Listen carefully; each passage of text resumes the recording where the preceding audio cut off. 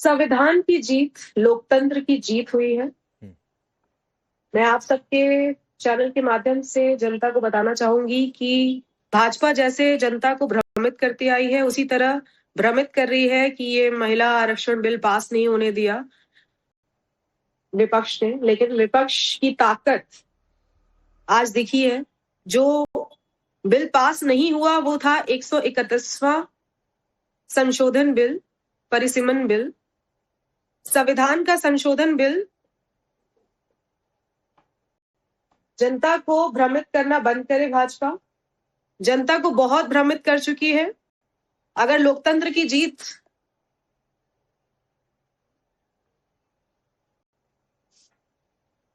क्या हुआ रोशनी जायसवाल?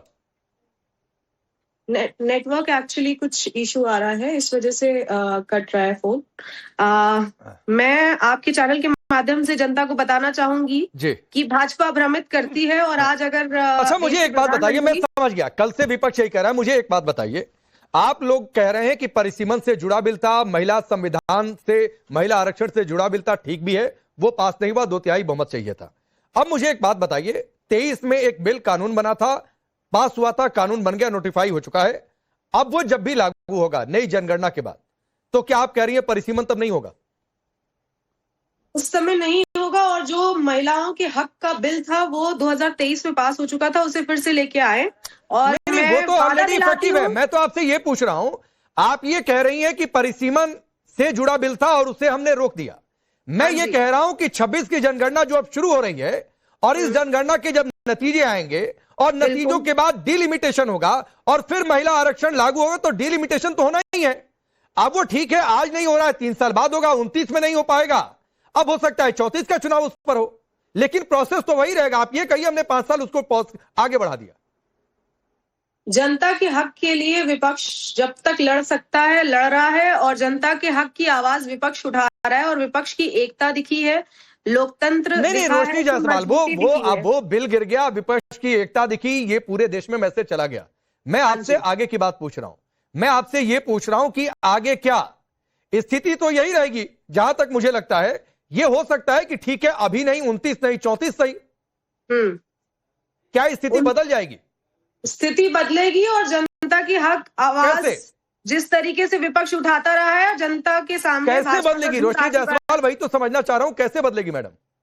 जब महिलाओं के अधिकारों की बात आती है तो कांग्रेस पार्टी सामने आती है। तो महिलाओं के हक के लिए सबसे ज्यादा कांग्रेस पार्टी ने आवाज उठाई है और आगे भी उठाता रहेगा। देश की अगर महिला प्रधानमंत्री कोई पहली बनी है तो इंदिरा गांधी जी बनी है, कांग्रेस पार्टी से बनी है। ठीक है, मैं आपसे आगे की बात पूछ रहा हूं। आपने कहा परिसीमन से जुड़ा बिल था, चलिए समझ लिया। आपने कहा अभी हमने रोक दिया, ये भी बात समझ लिया। मैं पूछ रहा हूं कब तक रोका? 5 साल ही तो सही, 4 साल ही तो सही, उसके बाद क्या? 5 साल बाद हम लोग पूर्ण बहुमत की सरकार बनाएंगे और उसके आगे हम लोग जो चाहेंगे वो बिल पास होगा। ठीक है नीतू डवास, जवाब दीजिए इस बात का। ये कह रही है कि 29 में सरकार बनाकर डिलिमिटेशन होने नहीं देंगे, लेकिन रोशनी जायसवाल ये भी बता दूं, बहुत संभव है कि डिलिमिटेशन उसके पहले ही ना हो जाए, क्योंकि 27-28 तक नतीजे आ जाएंगे। खैर, नीतू डवास जवाब देंगे। जी, मैं कहूंगी कि देश का कल का बड़ा ही काला दिन इतिहास में दर्ज होगा। पहले भी इस देश ने इस काले दिन को इतिहास में दर्ज होते हुए देखा था, जब कांग्रेस के द्वारा शाहबानो के मामले को, जो निर्णय सुप्रीम कोर्ट के द्वारा उसको संसद में पलटा था। इस देश में लगातार देखा गया कि माताओं बहनों के साथ अनेकों अत्याचार हुए। उन अत्याचारों को लेकर कांग्रेस की क्या रणनीति है ये पूरा देश जानता है। माताओं बहनों के अत्याचार की बात भाजपा बिल्कुल भी ना करे तो अच्छा लगेगा। विपक्ष की जिस तरह से मणिपुर में कौन बोल रही है? महिलाओं बहनों, अरे ये कौन बोल रही है? घुमाया गया, उस पे महिलाओं की कोई। रवि जी, मैं किसी के बीच में बात नहीं कर रही हूँ, आपने मुझे बोलने के लिए मौका दिया। मैं आता हूँ। एक तो रवि नहीं, राकेश नाम है, नीतू डवास जी, और ये रोशनी जायसवाल कांग्रेस पार्टी की नेता है, उन्होंने आपको काउंटर करना शुरू किया था। रोशनी जायसवाल, अरे मैडम सुनिए ना, मैडम सुनिए, प्लीज सुनिए। मैं बिल्कुल बीच में बहुत नहीं आना चाहता हूं, ये महिलाओं का मसला है, और मुझे छोड़कर आप देखिए सारे पैनल पर महिलाएं ही हैं, तो मैं बहुत बीच में नहीं आना चाहता हूं। लेकिन एक दूसरे को सुनते हुए, नीतू डवास अपनी बारी का वेट कर रही थी, आप सुन लीजिए, फिर आप कुछ काउंटर भी कर दीजिएगा। बोलिए नीतू जी। जी, देश में कल संसद में जो हुआ बड़ा ही शर्मनाक था, बड़ा ही दर्दनाक था। एक महिला होने के नाते पूरे देश की आधी आबादी वो दर्द आज सड़कों पर अपना बयां कर रही है। पूरे देश में विरोध प्रदर्शन शुरू हो चुके हैं, महिलाएं सड़कों पर उतर चुकी हैं और महिलाओं एकजुट होकर कांग्रेस की जो ये रणनीति, और बड़ा दुर्भाग्य है कि कहा कि महिलाओं का प्रयोग भारतीय जनता पार्टी कर रही है। मतलब कि आप महिलाओं को इस देश की कमोडिटी समझती हैं, आप महिलाओं को प्रयोग करने वाला कमोडिटी समझती हैं। ऐसी सोच कांग्रेस की पूरे भारत ने और आधी आबादी ने देखी, जिसका जनाक्रोश आप पूरी सड़कों पर आज दे सकती है कि आज की देश की मातृशक्ति क्या चाहती है। 131वां मैं कहूंगी कि ये जो विधेयक था इसको रोक कर जितने भी विपक्ष की पार्टियां हैं उन्होंने अपने नाम पर काला दिन जो इतिहास उन्होंने रचा है वो पट्टी अपने सर पर बांध ली है और इसका विरोध, इसका जनाक्रोश वो आगामी चुनाव में देखेंगे।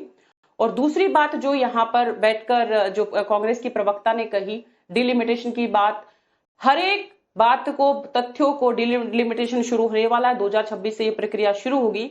सिर्फ भारतीय जनता पार्टी को ये श्रेय ना मिल जाए, माननीय प्रधानमंत्री नरेंद्र मोदी जी को ये श्रेय ना मिल जाए कि महिलाओं के हक नीतू जी अभी 2026-27 तक तो जनगणना ही पूरी होगी, उसके बाद शायद डिलिमिटेशन की प्रक्रिया शुरू होगी। मुझे एक चीज बता दीजिए, रोशनी जायसवाल मैं आ रहा हूं मैडम। नीतू जी एक बात बता दीजिए, क्या कोई आप जानकारी दे पाए?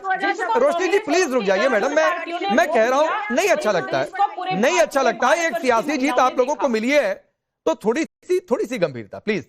अब नीतू डबास जी एक जानकारी क्या आप दे पाएंगी? प्रधानमंत्री मोदी अगर आपके पास जानकारी हो आज क्या बोलेंगे? क्या महिला सशक्तिकरण पर ही बोलेंगे, क्या महिला आरक्षण पर ही बोलेंगे, या फिर कोई नया ऐलान है? देखिए, माननीय प्रधानमंत्री नरेंद्र मोदी जी का क्या विषय रहेगा इस पर तो बोलना मेरे से संभव नहीं होगा, वो उनका विषय है, देश की जनता को एड्रेस करेंगे। लेकिन जो पूरा दर्दनाक इतिहास कल रचा गया है वो पूरी देश की जनता ने देखी है और महिलाएं बढ़ चढ़ कर इसका अपना एक जो रिएक्शन है वो दे रही हैं। महिलाएं सड़कों पर हैं और दर्द है, सबसे बड़ी बात दर्द है, दुख है कि एक महिला पैनलिस्ट यहाँ पर बैठकर इन बातों का समर्थन कर रही है। बड़े दुख की बात है, बड़े दर्द की बात है। कुछ नया सीख के आना चाहिए था आपको बोलने के लिए, वही रटाया ज्ञान जो पूरी भाजपा एक लाइन ले देती है और पूरे के पूरे आप लोगों को भी कुछ नया सीख लेना चाहिए था। जब इस देश में 3 तलाक द्वारा जब महिलाओं के साथ अत्याचार होते थे तो आप भी कुछ नया कर लेती। जब शाह बानो के साथ अत्याचार हुआ और उसने वो केस सुप्रीम कोर्ट में जीता, तब आपकी सरकार ने संसद में उसको लाकर अलग उसको पलट दिया। तो ये भी आपने ही, आप लोगों की सरकार, तो आप भी कुछ देश में नया कर देती। आप लोगों का ही बहुमत था 2004 से लेकर 2014 तक। आपकी सरकार ने महिलाओं के इस समर्थन का कभी ना तो साथ दिया, ना बिल लाने की हिम्मत हुई थी। आप ही की अलायंस की पार्टियां होती थी जिन्होंने इन बिलों को संसद में फाड़ा है। तो आपको तो शर्म आना चाहिए कि आप उस पार्टी से आती है जो लगातार महिलाओं के खिलाफ काम करती रही है। आपको अपने गिरेबान में झांक कर देखना चाहिए कि आप किस प्रकार की पार्टी का समर्थन करने के लिए यहाँ पर चैनल पे आकर बैठ गई है, जिसने लगातार महिलाओं के खिलाफ काम करने की कोशिश की। आपकी अंतरात्मा कचोटनी चाहिए, आज आपको दुख होना चाहिए, क्योंकि ये भारतीय जनता पार्टी की महिलाओं की बात नहीं थी, पूरे देश के मैं आता हूँ अब जरीन जी आपके पास आ रहा हूँ। ठीक है नीतू जी प्लीज, और रोशनी जी आप भी थोड़ा सा धैर्य रखिए, फिर मैं फिर आ रहा हूँ। अब सैयद जरीन जी मैं वही सवाल आपसे भी पूछता हूं जो मैंने रोशनी जायसवाल के सामने रखा। डिलिमिटेशन के नाम पर इस बिल को कल गिराया गया। अब मैं ये पूछ रहा हूं कि क्या आगे जिस भी दिन 23 वाले कानून जो अब लागू हो चुका है, नोटिफाई हो चुका है, जिस भी दिन लागू होगा, क्या आपको लगता है कि वो बिना डिलिमिटेशन के लागू होगा?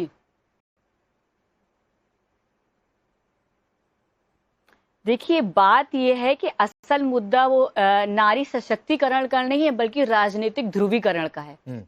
2023 में तो ये बिल आ ही चुका था, सहमति के साथ ये सारी विपक्ष ने इसका सहमति दी थी और ये तब पारित हो गया था।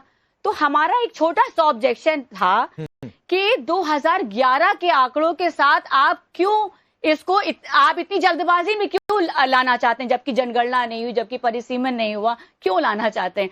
और अभी बीजेपी की प्रवक्ता और 1-2 लोग और बात कर रहे थे कि बड़ा काला दिन है नारी के लिए, हिंदुस्तान के लिए बड़ा काला दिन है।